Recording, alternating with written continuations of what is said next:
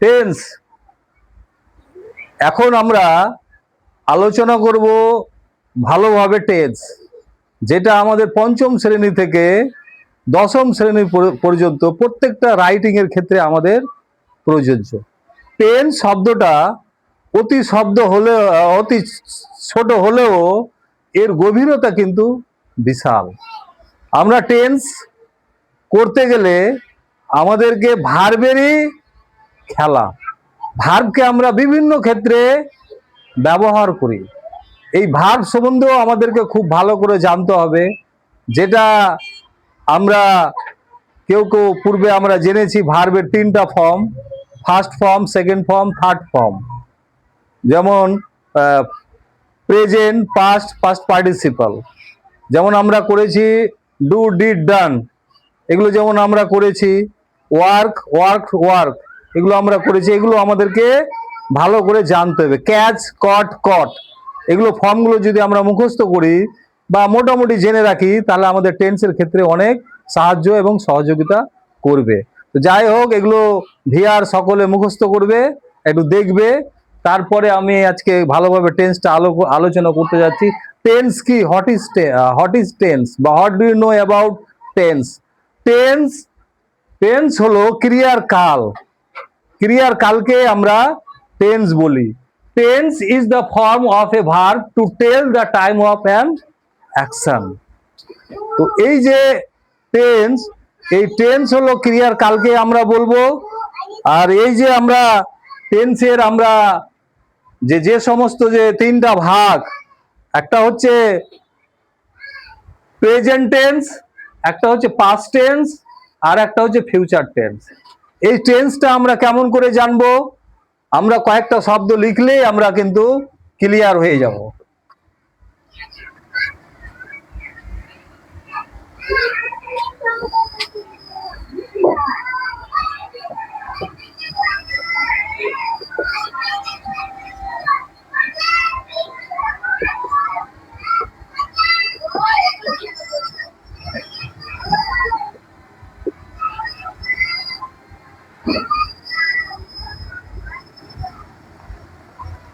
দেখো ভিউয়ার্স, আজকে আমরা তিনটা শব্দ যে লেখা হয়েছে, আজকাল, গতকাল, আগামীকাল।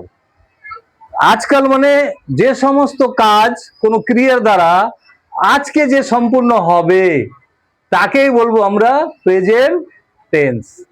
আজকে যে সমস্ত কাজ সম্পূর্ণ হবে বর্তমানে, সেটাকে বলবো আমরা প্রেজেন্ট টেন্স। গতকাল অর্থাৎ গতকালে আমরা যা সমস্ত কাজ করে সম্পূর্ণ করে দিয়েছি, সেই কাজগুলো এখন নেই, সেটা হয়ে আছে অতীতকাল বা পাস্ট টেন্স। অতীতকাল বা পাস্ট টেন্স। আর আগামীকাল যে সমস্ত কাজগুলো আমরা করিনি, আগামীতে আমরা সম্পূর্ণ করব, সেটা হয়ে আছে ভবিষ্যৎকাল বা ফিউচার টেন্স।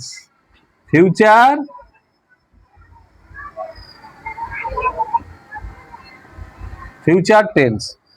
এই যে তাহলে আমরা মোটামুটি আমরা ক্লিয়ার হলাম যে আজকে আমরা যে সমস্ত কাজ করব, যে সমস্ত কাজ আজকে সম্পূর্ণ হচ্ছে, সেটা হচ্ছে প্রেজেন্ট টেন্স।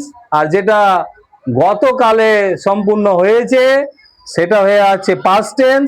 আর আগামীতে যে সম্পূর্ণ হবে সেটা হলো ফিউচার টেন্স। তাহলে আমরা আজকে বিস্তারিতভাবে আলোচনা করব যে প্রেজেন্ট টেন্স। যে প্রেজেন্ট টেন্সটা আমরা ভালো করে আলোচনা করব। এই যে প্রেজেন্ট টেন্স,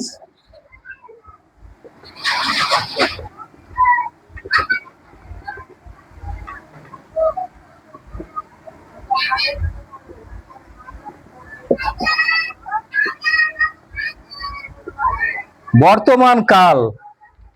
এই বর্তমান কাল যে সমস্ত কাজ কোনো ক্রিয়ার দ্বারা বর্তমানে সুসম্পূর্ণ হয় তাকে বলি আমরা প্রেজেন্ট টেন্স। এই প্রেজেন্ট টেন্স আমরা করতে গেলে তার কতগুলো স্ট্রাকচার বা গঠন আছে।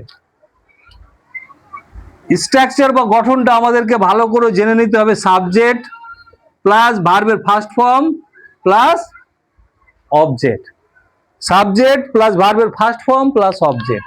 এবার আমাদেরকে জানতে হবে সাবজেক্ট কি, ভার্ব কি, অবজেক্ট। যাদের জানা নাই তাদেরকে আমি জানিয়ে দিচ্ছি। সাবজেক্ট আমরা তাকে বলবো যে যার সম্বন্ধে কিছু বলা হয় তাকে বলা হয় সাবজেক্ট। যার সম্বন্ধে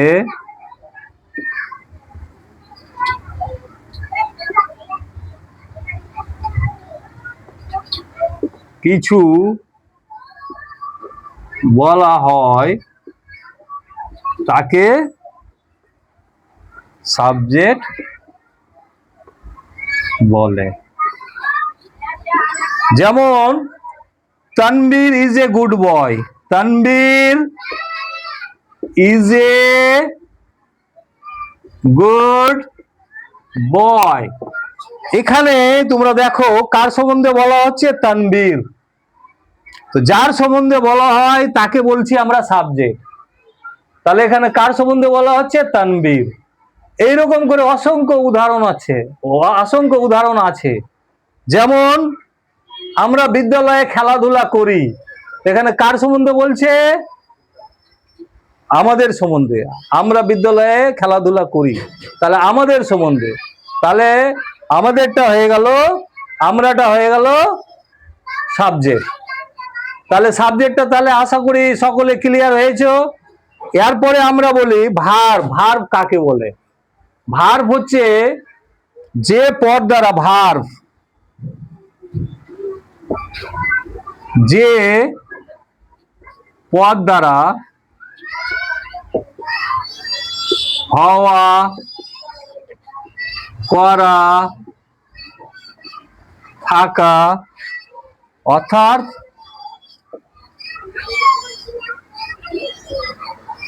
কাজ করা বোঝায়। কাজ করা বোঝায়। ভার্ব হচ্ছে কোনটা? যে পদ দ্বারা হওয়া, করা, থাকা, অর্থাৎ কোনো কাজ করা বোঝায়। যেমন এখানে হচ্ছে কিন্তু টেন্সে সব থেকে ফান্ডামেন্টাল হিসাবে কাজ করবে ভার্বই। যেমন সিং, ড্রিঙ্ক, পুট, রাইট, এই যে ভার্বগুলো আছে, মানে ভার্বের প্রেজেন্ট ফর্ম, এগুলোই এখানে কাজ করবে। এগুলো দিয়েই গোটা টেন্সটা আবর্তিত হতে থাকবে। তাহলে সাবজেক্ট আমরা জেনে গেলাম, ভার্বও আমরা জেনে গেলাম। এবার আমরা জানবো অবজেক্ট। অবজেক্টটা কি?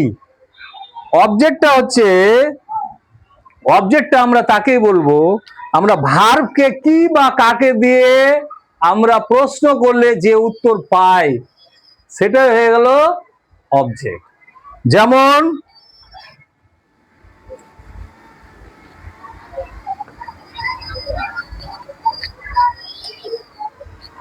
তানবীর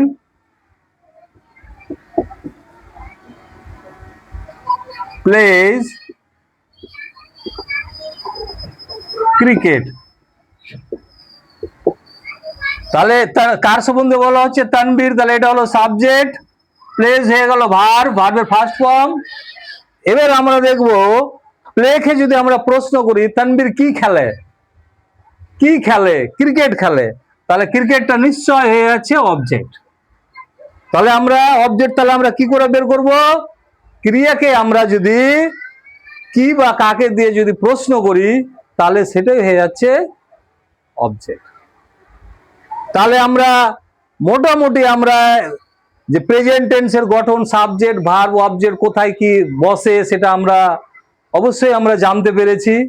এরপরে আমি তাহলে প্রেজেন্ট টেন্সটা আমি আরো ভালো করে আলোচনা করি, যে প্রেজেন্ট টেন্সের এই যে সাবজেক্ট, ভার্ব, অবজেক্ট। হ্যাঁ, এবার প্রেজেন্ট টেন্সটা তাহলে আমরা ক্লিয়ার হলাম। প্রেজেন্ট টেন্সকে আমরা 4 ভাগে ভাগ করছি, 4 ভাগে ভাগ করি। পাস্টকে আমরা 4 ভাগে ভাগ করি এবং ফিউচারকে আমরা 4 ভাগে ভাগ করি। আজকে আমরা প্রেজেন্ট টেন্সের ইনডেফিনিটটা আমরা খুব ভালো করে আলোচনা করব।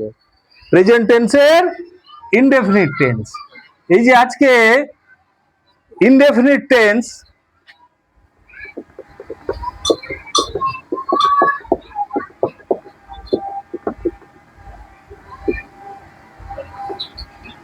ইনডেফিনিট টেন্স কাকে বলবো, বা সেটাকে বলা, এটাকে আবার বলা হয় সিম্পল টেন্স। সিম্পল টেন্সও বলে।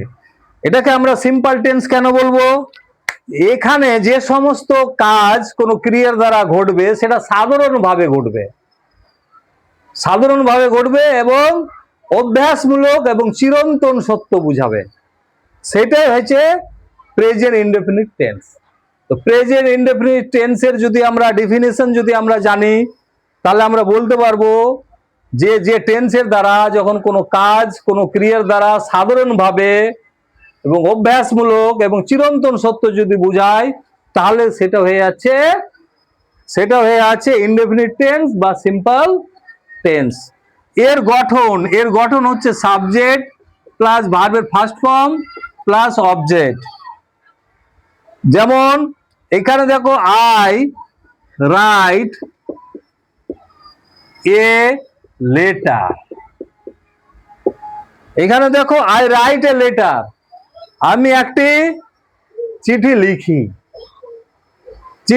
এখানে ব্যক্ত করা হয়েছে বা বর্ণনা করা হয়েছে সাধারণভাবে বলে এটাকে আমরা প্রেজেন্ট ইনডেফিনিট টেন্স বলি। প্রেজেন্ট ইনডেফিনিটেও তিনটা জিনিসই থাকবে, সাবজেক্ট, ভার্ব, অবজেক্ট বা আদার, এই তিনটা জিনিস থাকতে পারে। তো আমরা এই যে ইনডেফিনিট টেন্সে যেটা ইনডেফিনিট টেন্সকে কয়েকটাকে ভাগ করা হয়। একটা হচ্ছে অ্যাফার্মেটিভ। অ্যাফার্মেটিভ সেন্টেন্স কাকে বলবো, অ্যাফার্মেটিভ হচ্ছে অ্যাফার্মেটিভ প্রেজেন্ট টেন্সকে কয়েকটা ভাগে ভাগ করে। অ্যাফার্মেটিভ যে সেন্টেন্সের দ্বারা হ্যাঁ বোঝানো হয়, যে সেন্টেন্সের দ্বারা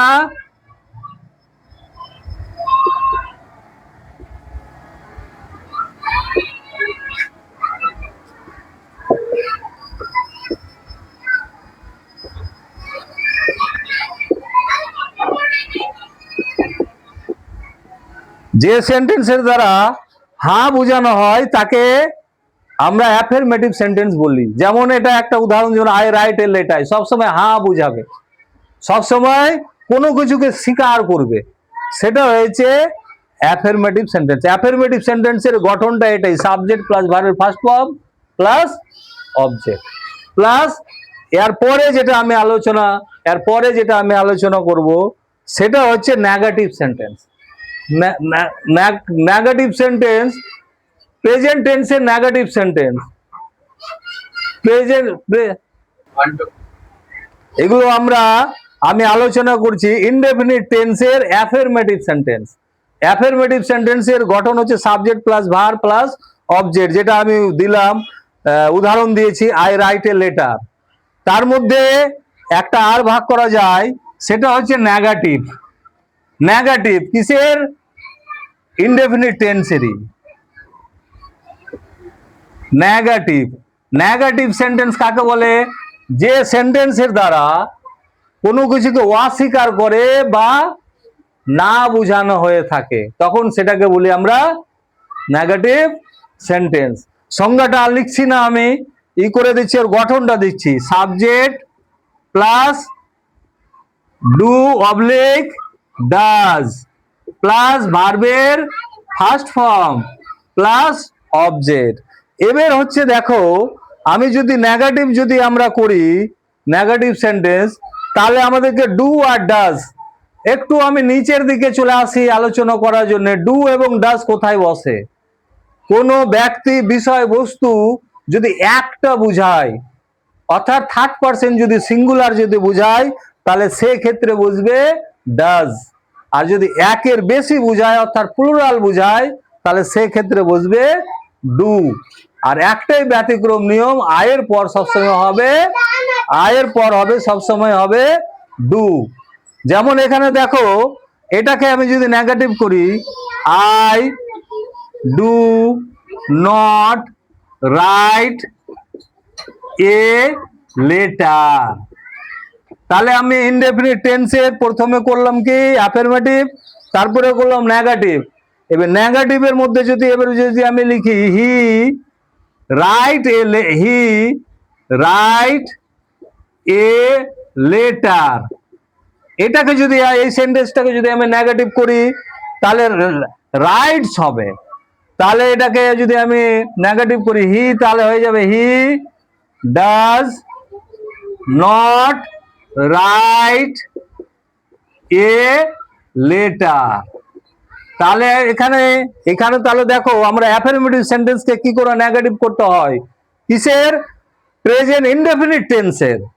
প্রেজেন্ট ইনডেফিনিট টেন্সের আমরা নেগেটিভ করতে গেলে আমরা সাবজেক্ট প্লাস ডু অথবা ডাজ প্লাস ভার্বের ফার্স্ট ফর্ম প্লাস অবজেক্ট, এটা ফর্মুলা অনুযায়ী আমাদেরকে করতে হবে। তো ডু ডাজের ব্যবহারটা আমি বলে দিয়েছি, যে কোনো বিষয় বস্তু যদি একের বেশি যদি বুঝায় তাহলে অর্থাৎ প্লুরাল যদি বুঝায় সেক্ষেত্রে বসাবো আমরা ডু, আর থার্ড পারসন সিঙ্গুলার হলে সেক্ষেত্রে আমরা বুঝাবো ডাজ। এটাই হচ্ছে মানে নেগেটিভ